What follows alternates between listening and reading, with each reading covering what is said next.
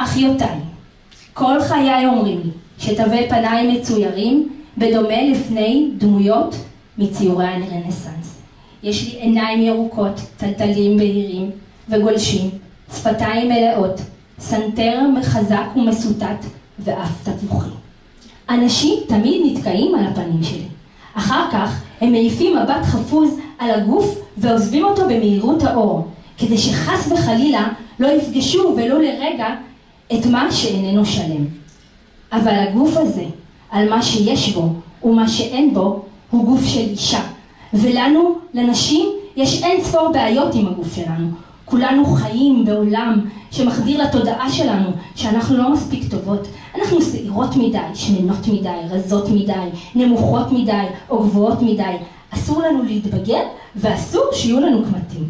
כל הזמן מהנדסים אותנו בפרסומות, בשלטי ענק, בטלוויזיה ובקולנוע, דורשים מאיתנו לשנות את עצמנו.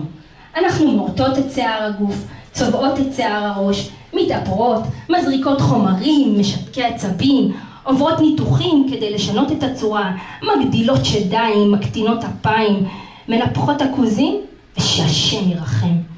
בעניין הזה אני ממש כמו המוני נשים בעולם, והעובדה שהגפיים שלי מעוותות בשונה מהגפיים של רוב אחיותיי, הנשים היא רק תוספת. אבל אברי המין שלי תקינים ובריאים והמיניות שלי בריאה. אני יכולה ליהנות מהנאות גוף ואירוטיקה ככל אישה שרגליה מושלמות וזרועותיה יפהפיות.